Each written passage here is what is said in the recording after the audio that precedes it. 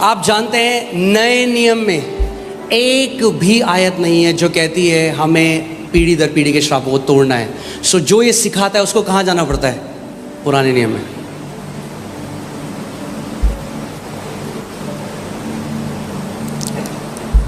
Amen? So, people who believe this never really settle. Never really settle. Never ending हो जाता है। मुझे बहुत दुख लगा, मैं इंडोनेशिया गया, वहाँ पे एक लेडी से मिला जिसका पूरा, ध्यान से सुनिए, जहाँ आपकी चेतना है वही आप एक्सपीरियंस करते हो। ओके जैसे आप सुबह उठे और आपकी चेतना चली गई, अरे यार कितना बुरा चल रहा है दुनिया में, क्या हो रहा है, तो आप वही एक्सपीरियंस करोगे।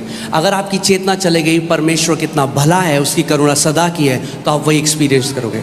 सो परमेश्वर भी आपकी चेतना के पीछे है और शैतान भी आपकी चेतना के पीछे है। आमीन। और इतनी दुख की बात है कि कितने मसीह आज हैं, उनकी चेतना में क्या है? श्राप, दुष्ट आत्माएं, कलेश, और वही वो एक्सपीरियंस करते हैं। सो क्योंकि अगर देखिए Bible says we who believe have entered the rest. अगर आप सही विश्वास करते हो, उसका प्रकटीकरण यह है कि आप विश्राम में प्रवेश कर जाओगे।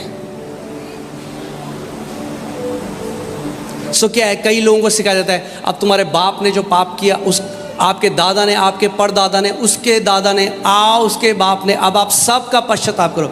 भैया मुझे क्या पता मेरे परदादा ने क्या किया?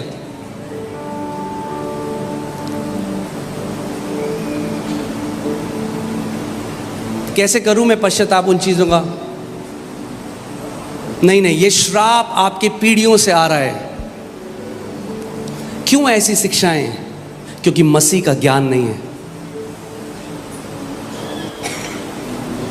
क्योंकि आज भी पुरानी वाचा में जी रहे हैं और उसी के फल को भी खा रहे हैं। राइट? आप जानते हैं यूएस में स्लेवरी लीगल था, किसी को गुलाम बना के रखना लीगल था।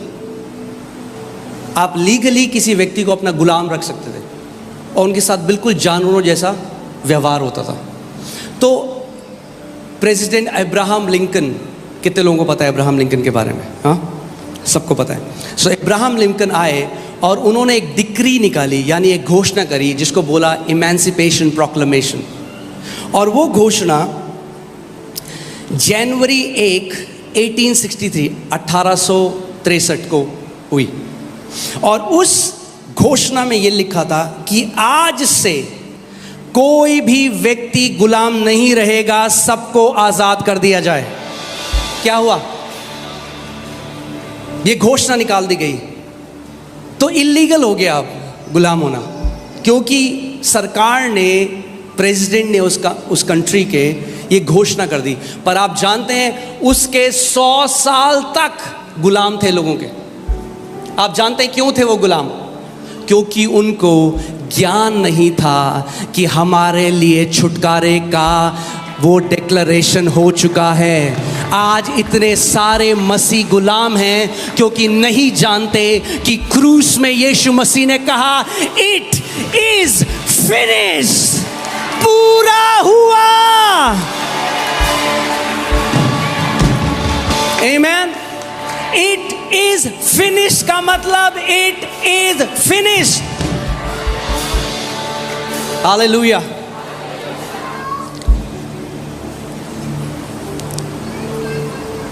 मैं आपको, इसीलिए मैं आज आपको टीचिंग दूंगा और मैं चाहता हूं आप ध्यान धरकर इस टीचिंग को सुने। और मैं ये प्रार्थना करता हूं परमेश्वर से कि पवित्र आत्मा ये प्रकाशन आज आपके दिल में प्रकट करे कि आज के बाद आप कभी भी इस चीज़ की चिंता ना करो कि पीढ़ी दर पीढ़ी के श्रापों की वजह से हमारा जीवन ऐसा है। आमीन। कई लोगों को लग रहा है ये क्या हो गया, हम तो इसलिए आए थे कि हमारे पीढ़ी दर पीढ़ी के श्राप तोड़ेंगे आज। आज टूटेंगे पीढ़ी दर पीढ़ी के श्राप, मगर प्रकाशन के द्वारा, वचन के प्रकाशन के द्वारा आज आप छुटकारा पाएंगे।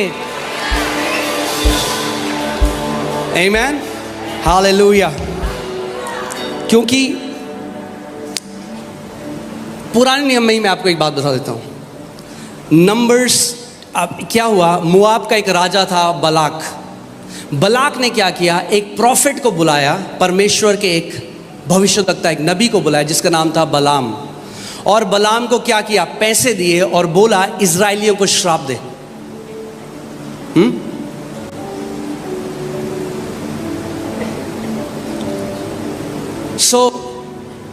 बलाम जो नबी है वो पहाड़ पे खड़ा हो गया और देख रहा है इजराइलियों को।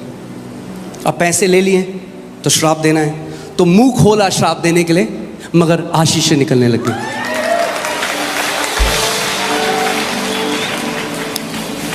देखिए गिनती 23:11 में क्या लिखा है, तब बालाक ने बिलाम से कहा तूने मुझसे क्या किया है, क्योंकि पैसे ले लिए थे। अब राजा बोला ये क्या किया तूने, पैसे भी ले लिए, मैंने तुझे अपने शत्रुओं को श्राप देने को बुलाया था, परंतु तूने उन्हें आशीष ही आशीष दी है।